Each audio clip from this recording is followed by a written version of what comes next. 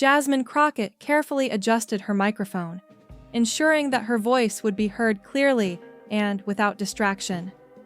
Her gaze was steady as she prepared to address the audience on a matter of great importance: the distribution of government funds and who actually benefits from current spending priorities.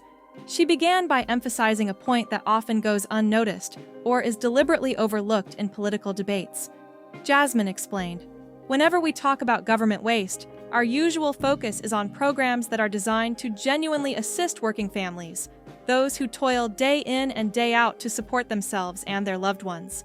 Yet, the conversation rarely, if ever, shifts towards scrutinizing the vast amounts of money that flow into corporate subsidies, or the generous tax breaks awarded to multi-billionaires, or even the lucrative defense contracts that funnel taxpayer dollars into private corporations and wealthy shareholders." Her words highlighted an imbalance, one that many citizens remain unaware of or choose to ignore. Almost immediately, Barron, another participant in this discussion, interrupted with a dismissive tone. "That's a tired, predictable talking point," he said with a slight smirk.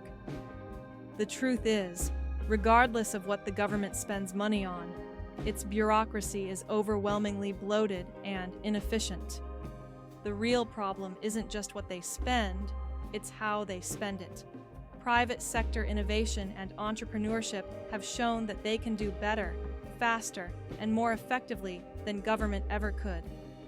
He seemed to believe that his perspective was self-evidently correct, perhaps dismissing Jasmine's points as just another recycled argument that lacked substance. Before Barron finished, Jasmine remained calm and composed, addressing him directly. "I wasn't finished," she stated gently but firmly. Her tone conveyed confidence and the desire to clarify her stance, not to escalate the debate unnecessarily. Barron, perhaps sensing she was about to counter his assertion, quickly responded, "You've made your point, Jasmine. Now let me make mine." However, Jasmine pointed out an essential fact. "You're interrupting because you don't like what I'm saying. That's a different matter altogether." Her words subtly called out his unwillingness to listen fully and his tendency to cut others off when their ideas challenge his. Barron, with a patronizing smile, waved off her comment. "I'm simply engaging in debate," he said, as if that justified his interruptions. "That's the purpose of these discussions. Debate requires listening, absorbing different viewpoints, and then responding thoughtfully, rather than just waiting for your turn to speak, or, in your case, not waiting at all." His tone revealed a dismissive attitude, suggesting he believed himself to be the true conversational authority. Sensing the rising tension, Tapper, the moderator, attempted to steer the conversation toward civility and fairness. "Let's allow everyone to finish their thoughts before responding," he urged. Turning to Jasmine, he added, "Congresswoman Crockett, please continue." Jasmine then turned her focus back to Barron, locking eyes and making her point clear. "What I want to say is this," she began quietly, but with firm conviction. "There are many people who have never had to worry very much about money, people who don't depend on a trust fund or familial connections, yet they are often the ones lecturing others about how government should operate more efficiently." She paused briefly before continuing. "These are the individuals proposing drastic cuts to vital programs that they believe are unnecessary, while at the same time protecting their own privileges and advantages, privileges that have existed for generations." Her words underscored a fundamental truth about political discourse. True reform requires a deep understanding of what government actually does for everyday citizens, those without inherited wealth or powerful family ties. She argued that genuine improvement lies not in superficial cuts, but in appreciating the essential services that government provides to support the common people, those who can't afford private alternatives. Barron's expression grew visibly less relaxed, A slight tightening of his lips betrayed his discomfort. "That's a personal attack," he said, trying to dismiss her argument. "It's not about policy. It's about perspective." Jasmine responded without hesitation. "It's an observation about how people see the world, about perspective. If you interpret it as a personal attack, perhaps that says more about your attitude than mine." The audience, observing the exchange, began to murmur quietly, intrigued by the tension. It was clear that the debate was taking a compelling turn, revealing underlying issues of fairness, privilege, and the true purpose of government programs. Tapper moved the discussion to the next topic, healthcare policy. The ensuing dialogue involved an activist advocating for the expansion of Medicare and a representative from a think tank promoting market-based solutions. Meanwhile, Barron launched into a rehearsed pitch about the supposed virtues of innovation and individual choice. When Jasmine was given the floor again, she responded directly to the points Barron had just made. Mr. Trump, or those who echo his rhetoric, talk about choice as if it's something everyone has equally. But in reality, choice means nothing if you lack access, Jasmine pointed out. You cannot choose better healthcare if you cannot afford even the basics. Similarly, you cannot opt for a higher quality education if your local schools are chronically underfunded and in disrepair. Her words painted a vivid picture of the disconnect between the ideal of choice and the harsh realities faced by many Americans. She emphasized that choice is essentially a luxury, something only accessible to those with a fundamental level of financial security. She added, "This illusion of choice is what keeps many people dependent on government assistance, because the base level, basic security, is often out of reach. Without that safety net, the concept of personal choice becomes meaningless." Her argument distinguished sharply between superficial notions of individual freedom and the deeper structural needs of the population, needs that most people cannot meet without robust support systems. Barron, still intent on making his point, interrupted again. "If we truly wanted to help people," he said, "we would focus on empowering them rather than..." But Jasmine, noticing his pattern, cut him off. "You're doing it again," she said softly but firmly. "Is that how you were raised? To talk over women when you disagree with what they're saying?" Her words hung in the air, silencing the room momentarily. Barron's face reddened slightly as he responded, "I'm not talking over you because you're a woman. I'm just engaging with your arguments." Jasmine shot back, "You're not engaging, you're interrupting. There's a difference." Her voice was calm but resolute. "And if you can't tell the difference, that's a problem. I am attempting to have a serious, policy-focused discussion, but you keep making it personal, turning a simple exchange of ideas into a confrontation." She concluded, "You made it personal the moment you decided that my perspective didn't deserve to be heard without your immediate contradiction." Her words underscored a crucial point. Genuine dialogue requires mutual respect and the willingness to listen, even when opinions diverge sharply. The discussion was not centered around policies or legislative issues. Rather, it was fundamentally about respect and understanding among individuals engaged in a dialogue.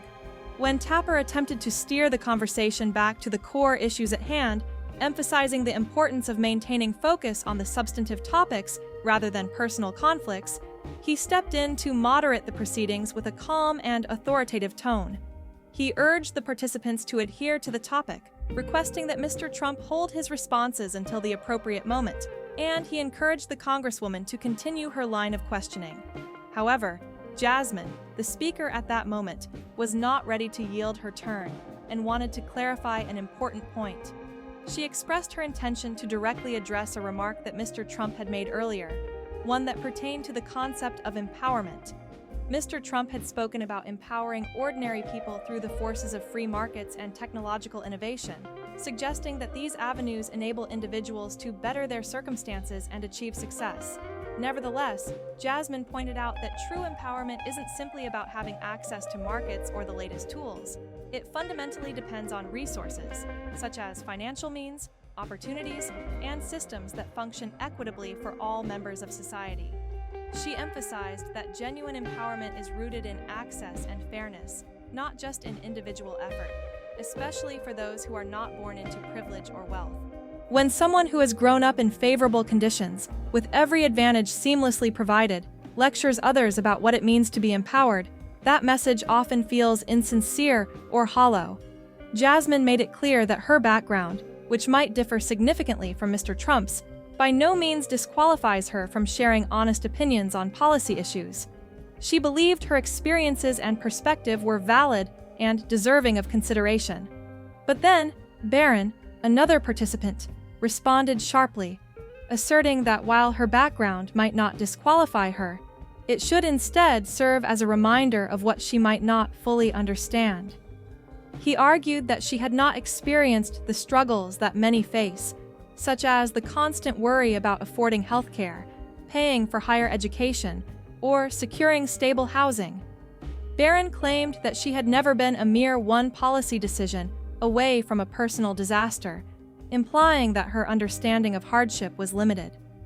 He then criticized the very proposals Jasmine was likely to support, those aimed at maintaining programs that help people survive during difficult times. In his view, such proposals were rooted in ignorance about the real significance of these programs. Barron regarded her criticism as patronizing, suggesting that she lacked true insight into the lives of those who rely on social safety nets. He stated, with a tone of defensiveness, that he knew she was a Trump, a point that inherently implied access to resources most ordinary people could hardly imagine. He implied that her struggles, regardless of their nature, did not involve basic survival challenges. At this juncture, an activist attempted to intervene, trying to bring up the issue of class and privilege as a broader societal concern. However, Barron appeared more focused on Jasmine itself, rather than the systemic issues she represented. He dismissed the activist's comment as a straw man argument, raising his voice slightly in protest. He accused Jasmine of personal attack, claiming she was engaging in ad hominem rather than discussing substantive policy proposals. He argued that such tactics were not the essence of genuine debate, but rather manipulative demagoguery aimed at distraction and misdirection. Jasmine, remaining composed despite these provocations, responded calmly but firmly. She challenged the vague nature of the policy proposals that Barron had alluded to. She pointed out that he had hardly offered concrete plans. Instead, he relied on broad talking points about efficiency and innovation, which sounded appealing but lacked specificity. Jasmine criticized him for criticizing existing government programs without offering real alternatives or tangible solutions. She had listened to his references to market-driven approaches, regulatory reductions, and fostering innovation. Still, she noted that these were nothing more than buzzwords, empty phrases that needed to be clarified with specifics about who would benefit and how. She pressed him further, asking questions that aimed to expose the vagueness of his proposals. For whom would market-based solutions work? Who would be protected by deregulation? Who would truly gain from the supposed benefits of innovation? Jasmine argued that these are questions that honest policymakers must answer, yet Mr. Trump's advocates often speak in generalities, avoiding details that might reveal who actually profits from their ideas. Instead, they resort to emotional appeals about struggle and survival, often using rhetoric that masks the fact that many government programs do not necessarily uplift people, but can sometimes entrap them in cycles of dependency, something the proponents fail to acknowledge openly. Jasmine identified this rhetoric as reminiscent of the old welfare queen stereotype, dressed up in modern language but fundamentally carrying forward the same old narrative, that poor people remain poor because social programs enable their poverty. She clarified that this was not her view. Instead, she argued that millions of hardworking individuals who diligently follow the rules and contribute to society continue to face hardships because the existing systems are inherently biased or rigged against them. These systems favor certain elites, politicians and bureaucrats, and neglect the needs of regular citizens trying to navigate their daily lives. Barron, frustrated by her insistence on exposing these systemic issues, leaned forward and challenged her directly. He suggested that if she wanted to discuss rigged systems, they should do so honestly. He brought up the role of government unions, claiming they often protect the incompetence of workers who lack motivation or skill. He criticized regulations that have been crafted, he argued, by lobbyists with vested interests, purportedly designed to favor established corporations and industry giants, thereby insulating them from healthy competition. Barron further contended that the current political and bureaucratic structures primarily serve the interests of politicians and government officials, rather than the people they are supposed to represent. His remarks served as a call for a broader critique of systemic flaws and entrenched power structures, implying that genuine reform requires addressing these deeper issues. He insisted that the conversation should not be limited to individual policy proposals alone, but should also include a frank assessment of the underlying institutions and interests that shape policy outcomes. Institutions that, in his view, often act against the common good and uphold the status quo at the expense of ordinary citizens seeking fairness and opportunity. Let's take a moment to reflect on how the conversation unfolded, particularly focusing on the recurring pattern I've observed. Every time I bring up a point that you find difficult to counter or refute with solid argumentation, you quickly change the subject. It's as if you're avoiding having to confront the issues directly, shifting the focus elsewhere to sidestep uncomfortable truths. My intention here is to engage in a thorough, meaningful discussion, one that explores the depths of the topics at hand. But instead, it seems you're resorting to filibustering tactics, prolonging the debate by talking at length without addressing the core questions, because you're beginning to realize that your arguments lack strength. This behavior did not go unnoticed by those listening in. The audience's reactions were quite telling. Some made audible sounds of surprise, with a few gasping in shock, perhaps at the audacity or unexpected turn of the discussion. Others couldn't help but laugh, perhaps out of disbelief at the way the debate had become more heated and personal. And there were even those who showed their approval through applause, recognizing the calm firmness of Jasmine as she skillfully held her ground. During this moment, the tension was so palpable that even the usually composed Barron experienced a brief loss of his usual composure, his calm breaking just slightly under the pressure. Throughout this exchange, I remained confident that I wasn't losing any ground in our discussion. Instead, it appeared that your attempts to grandstand and elevate your position were simply a way of deflecting from your inability to defend your viewpoints on the substantive issues we were addressing. You were trying to appeal to your base, to rally support through showmanship, but beneath that surface, you struggled to substantiate your claims with facts or logical reasoning. Finally, after this impasse grew almost disruptive, Tapper, the moderator, intervened with a firm but measured tone. He indicated that it was time to move forward and suggested shifting the focus to new topics. He proposed that we change gears and move on to discussing education policy, recognizing that there were other important subjects waiting to be explored. Despite this intervention, the pattern of behavior I've described persisted for the rest of the debate. Whenever you attempted to interrupt or speak over Jasmine, she responded immediately, not with hostility, but with calm clarity. She would call out your interruptions directly, not raising her voice or becoming emotional, simply and steadily pointing out what you were doing. Her composed demeanor did not go unnoticed by the audience, which was already observing with keen interest as the minutes ticked by, until about 40 minutes into the entire 90-minute discussion, when the atmosphere suddenly grew even more intense. The moment arrived when the topic of immigration policy was brought up. The panel's discussion ranged across various perspectives. The director of a prominent think tank advocated for open borders, emphasizing economic benefits and free movement. An activist spoke passionately about human rights and the imperative to uphold dignity for all individuals, regardless of national origin.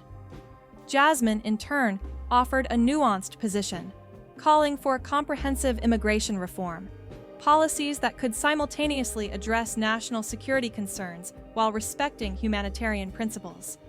At this juncture, the debate took a sharp turn as you started talking about border security, emphasizing what you called rational immigration limits. You proclaimed, "My family understands immigration," and then added, "My mother is an immigrant. I have seen firsthand the tremendous value that immigrants bring when they follow the proper legal channels and actively contribute to society." It seemed there was an opening, although not a policy-based one, that you seized upon. That opening was personal. You had mentioned your family, but Jasmine, sensing an opportunity to challenge this claim, pointed out that, when you paused, her question was straightforward yet pointed. "Speaking of your mother, I have a question." Your surprised expression was visible, as if you weren't expecting such a direct inquiry. She pressed further, asking, "Who do you actually mean when you refer to your mother? Do you really know her identity? Because I am confused." This immediately silenced the room. The audience fell into a tense quiet, sensing that something unexpected was about to be uncovered. Tapper, the moderator, looked genuinely shocked, clearly caught off guard by the line of questioning. The other panelists appeared uncertain, unsure of where this line of questioning might lead. In a tight voice, you responded, "What are you talking about?" But Jasmine did not back down. She continued, calmly, "You said your mother is an immigrant." That would be Melania, right? But you also have Ivanka, who has been called a maternal figure within your father's administration. And considering how your father often speaks about Ivanka, it sometimes seems even he becomes confused about the relationships involved. She paused slightly before clarifying further. "So, I'm simply asking you, when you invoke your mother to make political points, which one are you actually referring to?" This bold question caused an eruption in the room. Some gasped audibly, others whispered among themselves in disbelief. Someone in the back shouted out, the tension now palpable, as the scene became increasingly charged. Tapper looked like he wanted to vanish, perhaps wishing he could somehow erase the awkwardness. You, on the other hand, stood, your face flushed with embarrassment or anger, and declared, "That is completely out of line. That's disgusting." The hostility in your tone was unmistakable. Meanwhile, Jasmine remained seated, unshaken, and, in a calm manner, added, "You brought your family into this discussion. You used your mother's immigration status to score political points. I'm simply asking you to clarify which relationship you're talking about, especially given how unconventional your family's dynamics appear to be." She looked directly at you before concluding, "Implying that this is sick, that's going beyond mere politics. That's a vile personal attack." At that moment, the entire atmosphere tightened further, with the implication hanging heavily in the air. You responded defensively, insisting, "I did not imply anything. I just asked a direct question about which mother you were referencing." But the impact of Jasmine's question and the subsequent reactions made it clear that the discussion had crossed into highly sensitive territory, revealing more about family relationships and personal histories than either of you probably intended. If you interpret the situation differently, that says much more about your family's reputation and its reputation in the eyes of others than it does about anything I might have said or implied. Barron turned his gaze towards Tapper, his expression a mixture of anger and frustration. With a hint of incredulity, he questioned sharply, "Are you going to let her get away with this?" Tapper, feeling the weight of the moment, looked uncomfortable, aware of the tension rising in the room. He attempted to maintain a neutral tone and suggested, "Congresswoman Crockett, perhaps we should focus on policy issues rather than delving into personal family matters. However, Mr. Trump, ever quick to assert himself, interrupted to remind everyone of his family's role in his political narrative. "I was simply asking for clarification," he said. "If that makes anyone uncomfortable, perhaps they shouldn't use their family as political props in the first place." His words carried an undertone of defensiveness, implying that no one should criticize or examine his personal life if they wished to be taken seriously in political discourse. Yet, it was clear that I had not used anyone as a mere prop. I had made a point about understanding the complex realities of immigration through personal experience, highlighting the importance of individual stories. Furthermore, I emphasized that the invocation of their family history, particularly in the case of the Trumps, raised questions about credibility. I argued that the very public dysfunction within the Trump family and the manner in which they frequently referenced or alluded to family members rendered any claims about their moral integrity, especially those involving their mother, regardless of which woman they claimed as such, highly questionable at best. At this moment, a director of a libertarian think tank, who was observing the exchange, attempted to step in. "I think we should all take a moment to breathe," he suggested, trying to diffuse the mounting tension. But Barron, his face flushed with emotion, cut him off sharply. "No," he said forcefully. "I want her to answer directly. Are you implying incest? Are you making accusations about my family's relationships?" Jasmine, standing firm and composed, looked directly at Barron, meeting his gaze with unwavering determination. "What I am pointing out," she began calmly, "is that your father has made certain inappropriate remarks about Ivanka publicly. He has used sexualized language when referring to her, joked about dating her, and many observers have questioned the nature of their relationship. These are verifiable facts, not mere insinuations. And when you invoke your mother in a political debate, the factual basis of these statements becomes relevant in assessing your credibility." She continued, emphasizing that her remarks about the family had nothing to do with personal bias, but were based solely on publicly available statements made by his father. "My father's comments about Ivanka are separate from my policy positions," she clarified. "But they do impact your image as a representative of family values or traditional morality. You can't pick and choose when to refer to your family, use it when it benefits you, and dismiss it when it becomes inconvenient or uncomfortable to do so."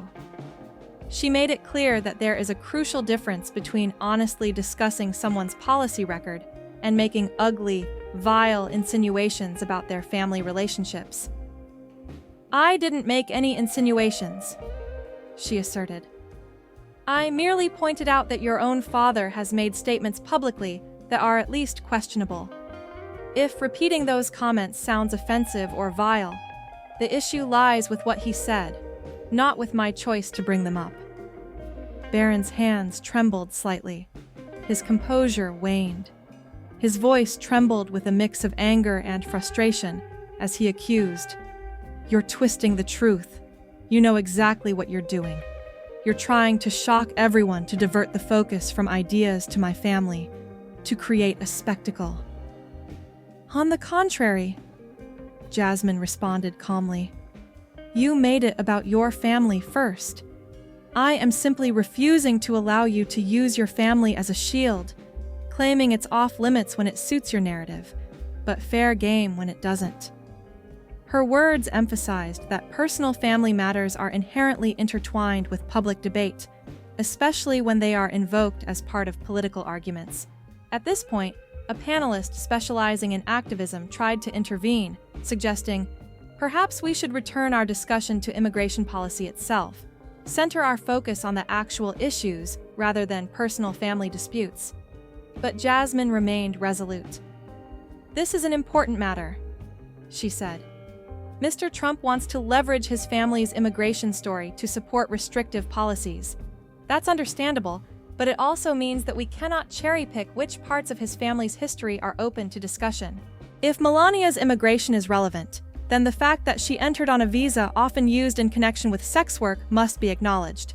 If family values are at stake, then Donald Trump's multiple marriages, affairs, and inappropriate comments about his daughter are also relevant. You cannot selectively invoke family when it benefits your narrative and hide behind it when it doesn't. This is about honesty, transparency, and consistency. Barron's fists clenched in frustration as he listened, his entire body tense with emotion, the tension palpable in the room. Melania was a professional model, a woman who earned her livelihood through legitimate work in the fashion industry. To characterize her otherwise is simply misleading and unfair. The fact is, she pursued modeling careers with dedication and professionalism, which are well documented and verifiable. However, the discussion took an unexpected turn when it was suggested that she worked under a particular visa category. This specific visa is known to be associated, in some contexts, with the sex industry, a connection that cannot be ignored when analyzing the broader implications of immigration policies and the narratives used to justify them. It's important to clarify that I am not claiming Melania was involved in any illicit activity. Far from it. My point is simply that the visa category she used has a controversial reputation and has been linked, historically, with certain stigmatized sectors. That association, whether warranted or not, is relevant because it underscores how immigration laws, policies, and categories can be exploited or misused, and how they influence perceptions. When discussing the complexities of immigration, it's crucial to acknowledge these nuances rather than dismiss them, especially in the context of policy debate. The conversation's tenor began to shift as the other participant, seemingly determined to control the narrative, attempted to redirect the focus elsewhere. I stood firm, insisting on exploring the full story rather than a selective, filtered version. I emphasized that sweeping aside certain details to fit a preconceived image was fundamentally incorrect. The reality is much more complicated, and avoiding its full breadth only leads to distorted understanding. After a moment of tension, the moderator, Tapper, made another effort to steer the discussion toward the intended questions, this time about Jake, the individual at the center of the next topic. I welcomed this shift, believing that it was time to move beyond discussions of family origins and delve into more relevant issues. Jasmine then pointed out why these discussions truly matter, highlighting their significance in understanding how people from privileged backgrounds leverage political narratives. She explained that, while Mr. Trump often draws attention to his mother's immigration story in an attempt to appear relatable and down-to-earth, the reality of his family's experience diverges sharply from that of ordinary immigrants fleeing hardship. His family's journey was marked by wealth, influential connections, and the strategic use of legal categories, privileges that many others do not have access to. Unlike the stories of those escaping violence, oppression, or extreme poverty, his family's immigration was facilitated by resources and advantages unavailable to the average person. By invoking his mother's story, he attempts to obscure the systemic inequities embedded within our immigration framework, which clearly favors the wealthy and well-connected. This, Jasmine argued, reveals a fundamental truth. Our immigration system operates on a two-tier basis, where privilege can bypass the struggles faced by the majority of genuine refugees and undocumented migrants. This was not an attack on Mr. Trump personally, Jasmine clarified, but an observation rooted in policy analysis, one that uses his family history as a case study to illustrate broader systemic issues. It was a pointed reminder that background and privilege matter when discussing policies and their fairness. As tensions grew, Barron, who was seated nearby, looked visibly stunned, struggling to regain his composure after the exchange. He sat back in his chair, apparently trying to process what had just been said, and finally responded in a subdued voice, noting, "That's a more substantive point." His statement implied that, despite the heated atmosphere, there was valid content in Jasmine's critique. However, I responded, emphasizing the importance of the tone and the boundaries of respectful debate. "If you had made that point without resorting to offensive insinuations about my family relationships," I said, "we could have engaged in a meaningful discussion." I pointed out that the insidious accusations and personal attacks, those employing disgraceful insinuations, originated from remarks made by Barron's own father, not me. If those remarks are considered repulsive, then Barron has every right to address that with him directly. It is unfair to assume that my statements, grounded solely in facts, are an open invitation for personal smear campaigns. I was simply presenting verified information and asking for clarification or acknowledgement, not making unfounded accusations. The atmosphere grew tense as the two of us locked eyes across the stage, a palpable intensity filling the space around us.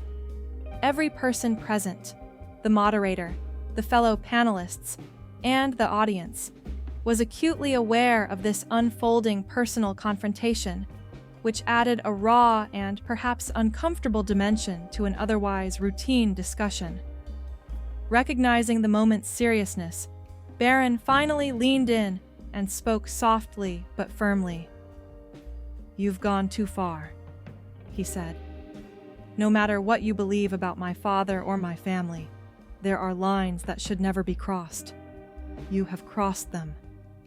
His words carried a tone of disappointment, a warning that personal boundaries had been violated.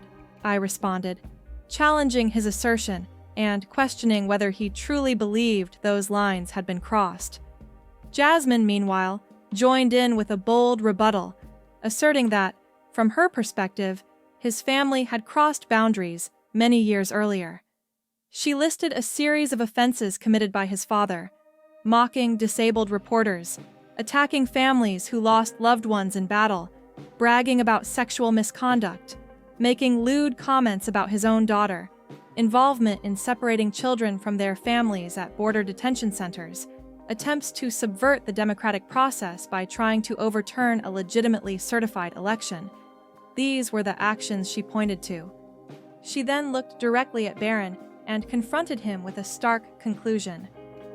"Your family crossed lines in ways that can't be overlooked or excused. And yet, you have the audacity to lecture me about boundaries?" Her words struck a nerve, and she was unapologetic as she declared, "I am not my father," emphasizing her own integrity and moral stance. She then urged Barron to cease defending his family's actions and to stop cloaking himself in his family's name as if it were an unassailable credential, while simultaneously pretending that the problematic baggage, those actions and behaviors, somehow didn't matter. She challenged him to accept full responsibility for who he is and for what his family represents. Either own it without reservation or distance yourself from it entirely. She made it clear that attempting to do both, claiming the benefits of privilege while dismissing its consequences, was intellectually dishonest and morally inconsistent. I then added my voice, clarifying that I could recognize and respect my father's legitimate achievements, but that I also held firm that some of his methods, particularly his actions that betrayed American democratic principles, were deeply wrong. I pointed out that if one cannot unequivocally condemn betrayal of democratic norms and violence, then any disagreement about other issues becomes hollow. I reflected on how I've publicly stated that I believe Joseph Biden genuinely won the last presidential election, even if I have spoken about it quietly or in low voice under some circumstances. Nevertheless, I observed that some individuals, including those from my side of the political spectrum, have yet to fully denounce the falsehoods spread by their own family members, particularly the lies propagated by Mr. Trump and the violence that culminated in the events of January 6th. The significance of this dishonesty and violence, I argued, cannot be understated in assessing the integrity of political discourse and the seriousness of democratic commitment. In the course of that heated debate, it became evident that one of the participants had chosen to maintain what is often termed strategic ambiguity. This individual appeared to deliberately adopt a stance that allowed them to leverage the support base associated with a certain figure, while simultaneously claiming to operate from a position of principled independence or difference. Essentially, they were engaging in a calculated balancing act.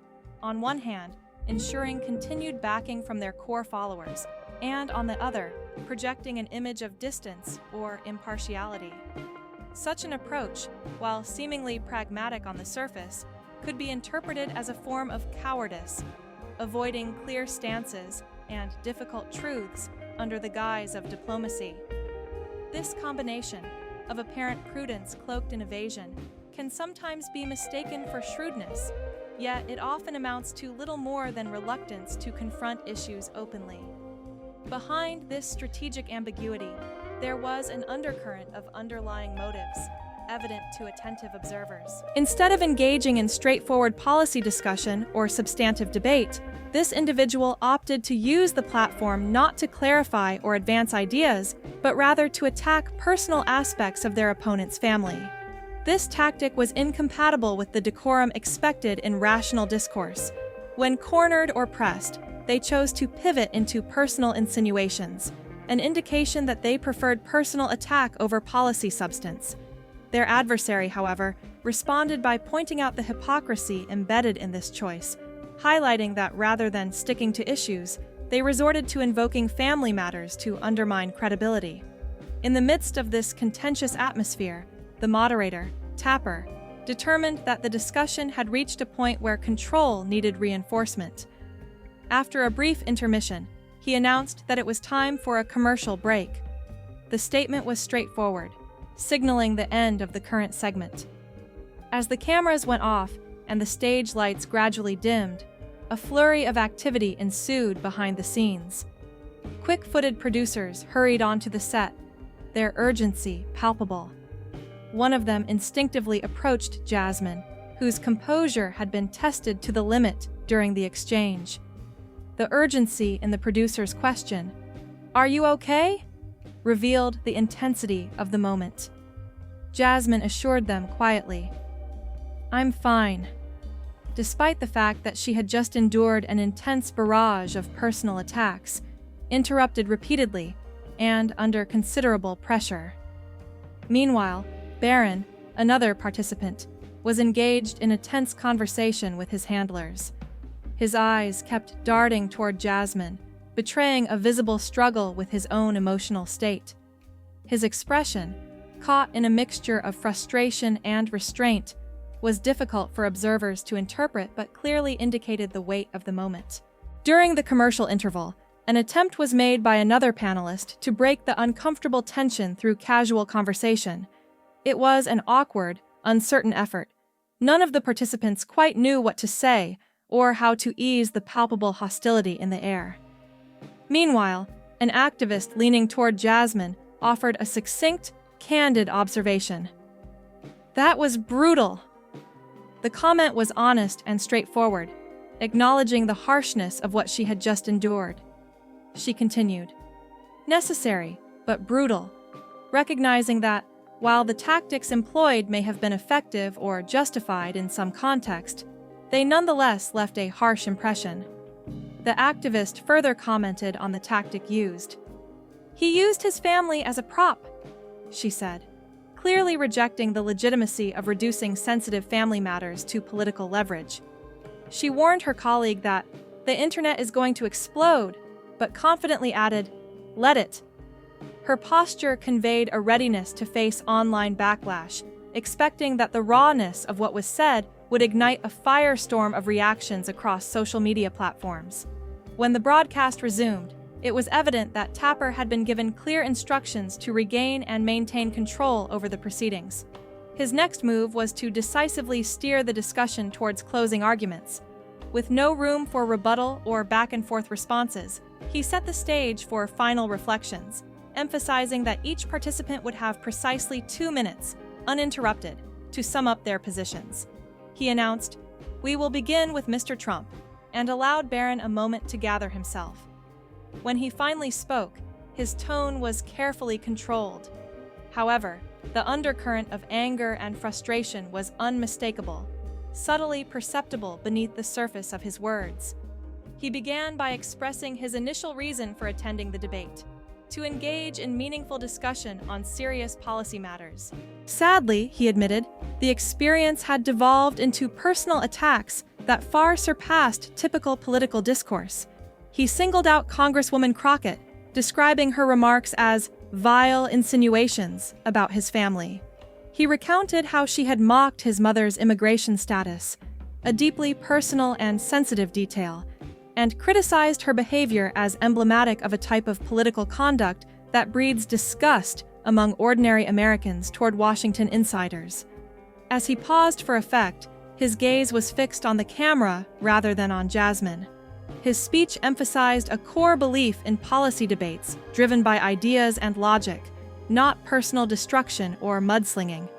His conviction was that disagreement, when confined within the realm of ideas, can be healthy, but crossing into personal attacks diminishes both debate and the public's trust.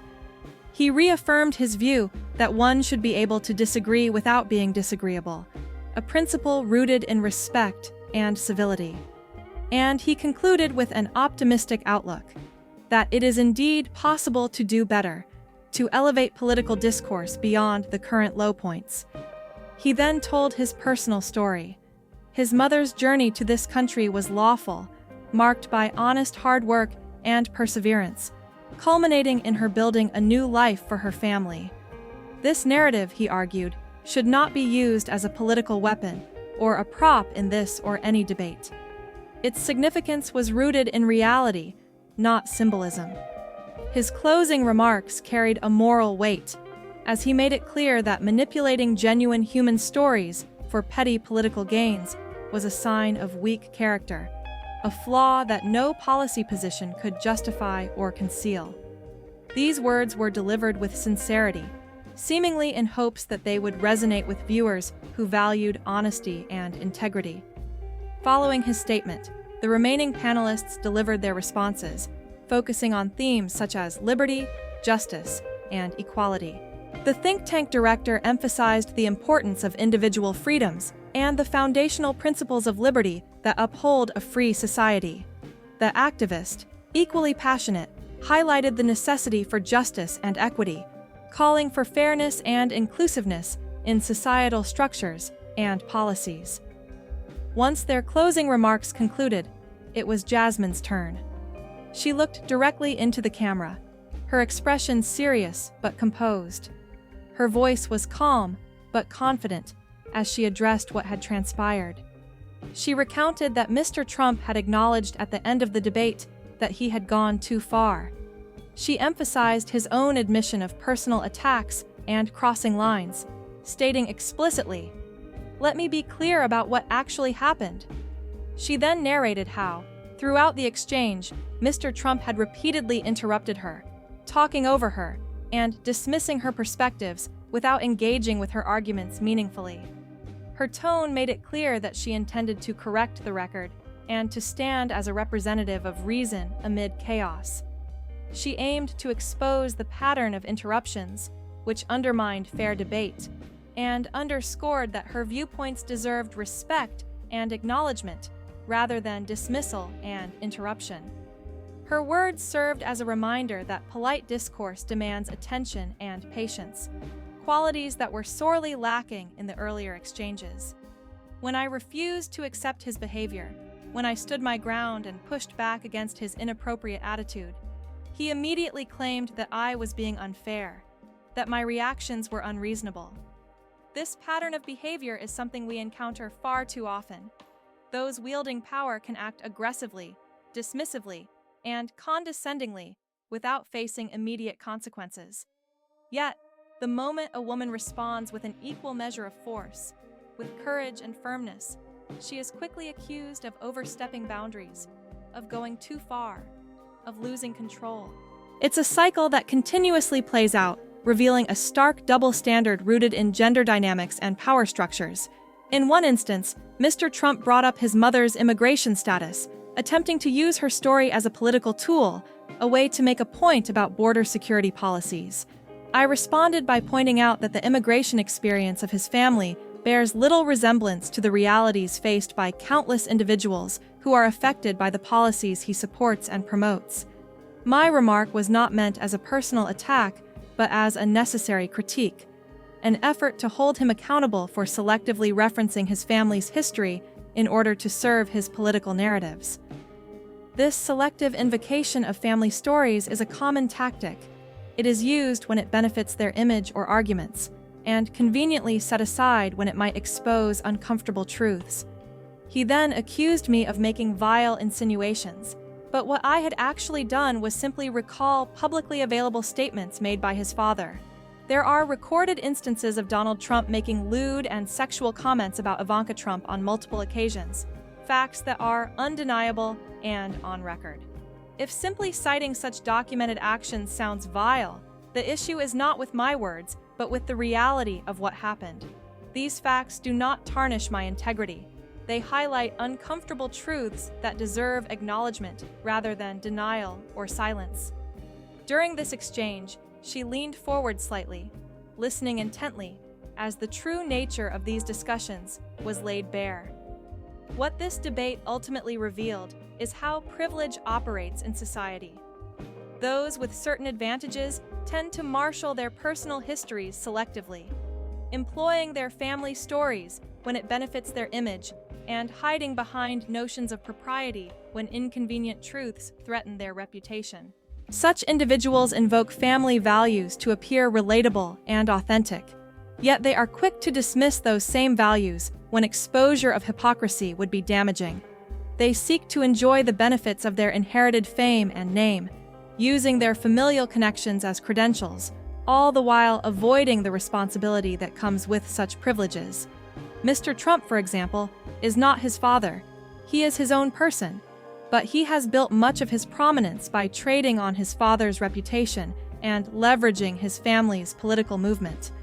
The stories of that family, the dysfunction, the corruption, the betrayal of democratic principles, are fair game for scrutiny. These are elements that, in a fair society, should be openly discussed and analyzed, not hidden behind a veneer of respectability. I am not ashamed of resisting efforts to control the narrative, to keep the truth hidden, or to sugarcoat uncomfortable facts. I stand firm in pointing out contradictions, exposing hypocrisy, and critically evaluating ideas based on their origins and implications. I do not back down from confronting uncomfortable truths about those in power, especially when their words and actions reinforce systemic inequalities. She sat back, observing as Mr. Trump learned a lesson that many men come to understand only after some time. Not everyone will automatically defer to your authority. Not everyone will allow you to interrupt, dominate conversations, or treat your privilege as invisible. Some of us will call out such privilege, challenge it directly, and refuse to pretend it doesn't exist. And that reality makes many uncomfortable because it threatens the status quo. Indeed, discomfort is a sign that change is underway. It is discomfort that threatens the complacency that allows inequality and injustice to persist unchallenged. Comfort in privilege enables certain perspectives to go unexamined and unopposed. Comfort sustains the false belief that bad ideas are reasonable, simply because no one is bold enough to push back hard enough to expose their flaws. Therefore, I have no regrets about what I said tonight.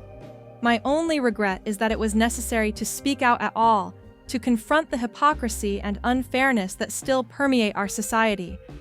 I regret that we live in a country where a figure like Mr. Trump can invoke family values as a shield while representing a family whose actions and history embody the very destruction those values are supposed to oppose.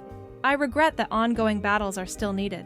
Fights about whether women have a right to speak without being interrupted, or whether those who are wealthy and privileged should openly acknowledge their advantages and use them responsibly. But since these battles remain relevant and urgent, I will continue fighting for justice and fairness. I will do so politely whenever possible, with force and conviction whenever required. I will be honest, straightforward, and steadfast in defending the voices that are usually drowned out, the voices of ordinary people, marginalized groups, and those who often get ignored because powerful figures like Mr. Trump and others prefer to silence or dismiss them.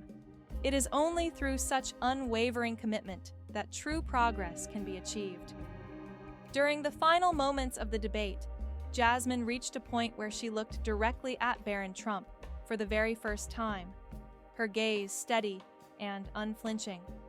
This small but significant action marked a turning point, not just in the exchange, but in her approach to confronting him. Her words echoed the hard truth she believed needed to be spoken aloud. "You said I crossed lines tonight." She paused, letting the weight of her statement settle before continuing. "Maybe I did cross them, but for years, your family has been demonstrating that boundaries don't really matter. They have shown convincingly that norms and conventions are meant for others, those who don't possess power. That, in the world of influence and dominance, it's the powerful who dictate the rules. And those rules often include the unspoken notion that apologies are unnecessary when you hold the upper hand." Her voice grew firmer, underscoring her conviction. She went on to suggest that perhaps Barron himself should have contemplated the consequences of his own behavior before stepping onto the public stage, especially when his family name served as his primary credential. She implied that he entered the arena with a set of privileges that shielded him from accountability, privileging his background and status over genuine accountability. The moderator, evidently overwhelmed or perhaps sensing the rising tension, swiftly concluded the session shortly after her pointed remarks. There were no further exchanges between the panelists or meaningful interactions. Instead, the event wrapped up quickly. Mutual thanks were exchanged, and the session moved on to its close. Once the cameras stopped rolling and the stage lights dimmed, Barron exited without uttering a word, retreating from the spotlight with silent dignity, or perhaps a hint of frustration. Meanwhile, Jasmine remained, taking a moment to shake hands with the crew members and her fellow panelists, acknowledging the reality of live television and the unforgiving nature of such public forums. An activist observing the scene described the encounter as television, a phrase tinged with both admiration and concern.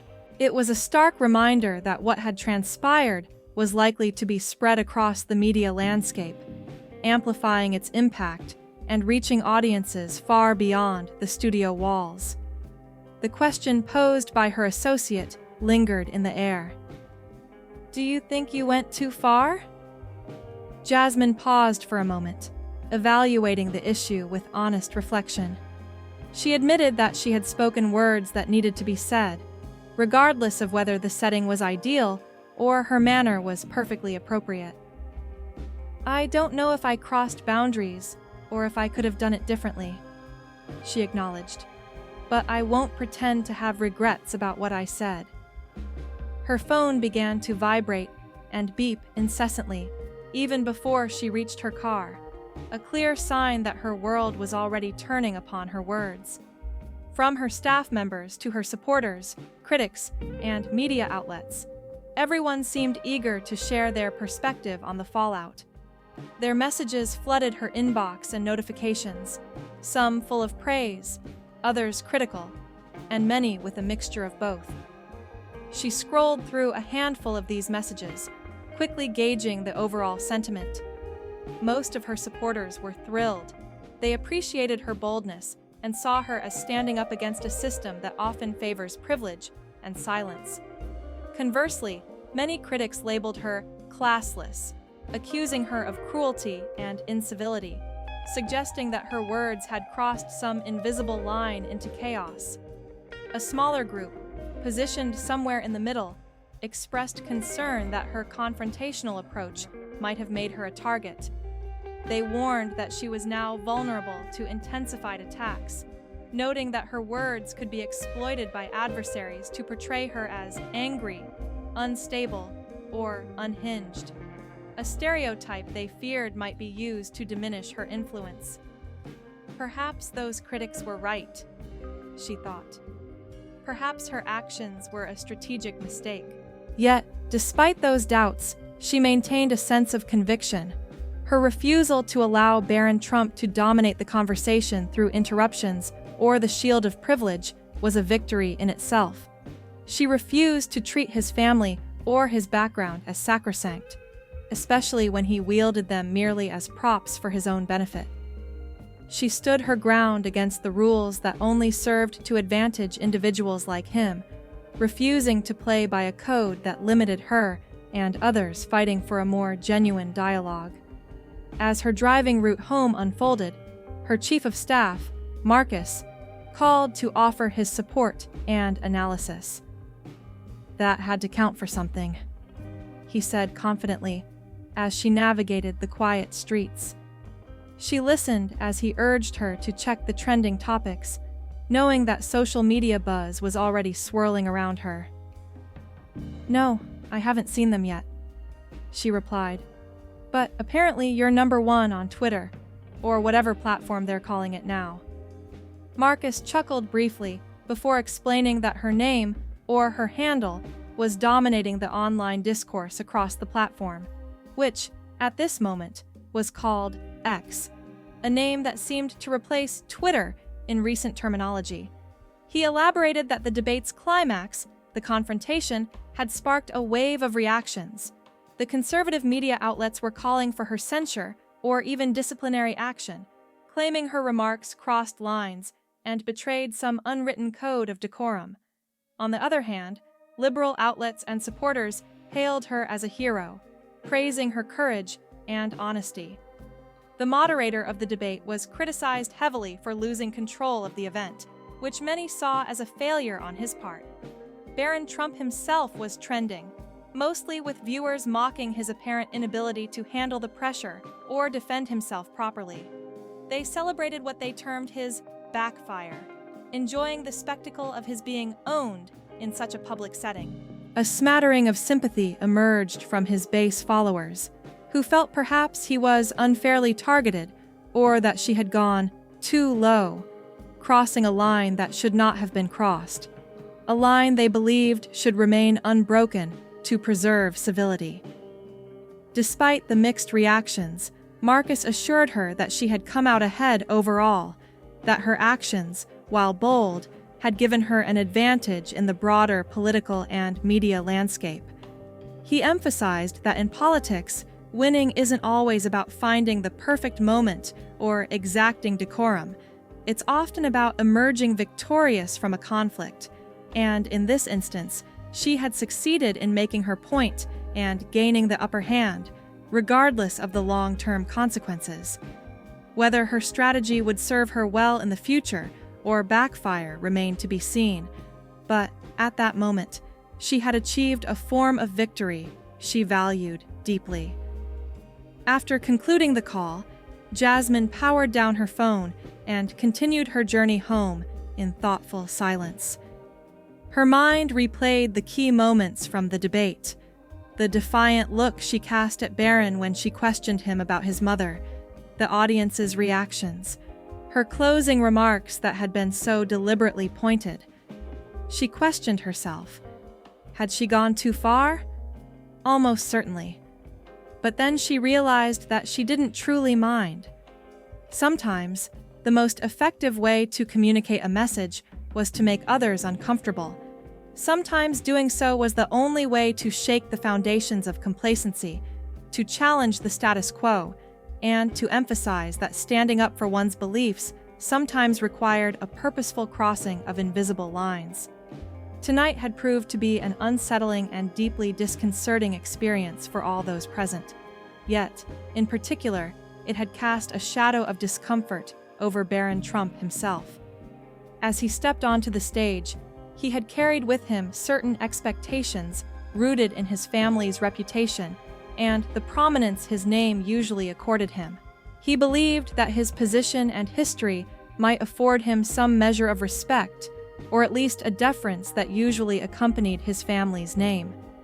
However, what unfolded that evening was anything but what he had anticipated.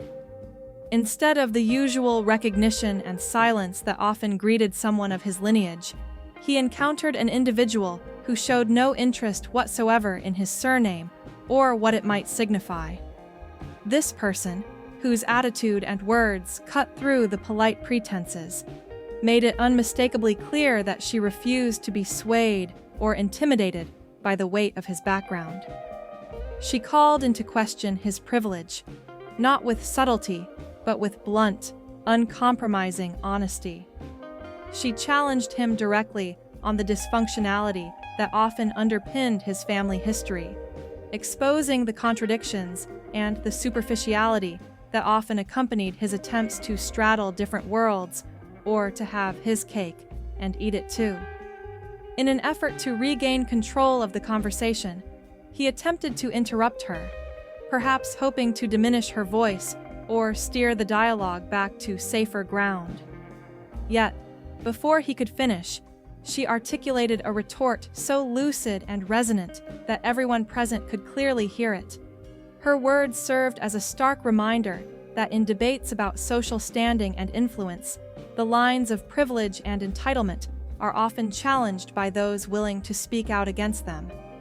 What then followed was a broad and revealing discussion, one centered on the concepts of privilege and hypocrisy, on who is granted the right to speak and whose voices are ultimately heard and acknowledged. That conversation, which had the potential to delve deeper into uncomfortable truths, was abruptly cut short or left unresolved, leaving behind a lingering sense of unresolved tension. It brought to light the underlying dynamics of status and voice, highlighting the persistent inequality that exists within society, where certain individuals wield power and influence based more on their background than their merit, and where genuine discourse remains hindered by these ingrained inequalities.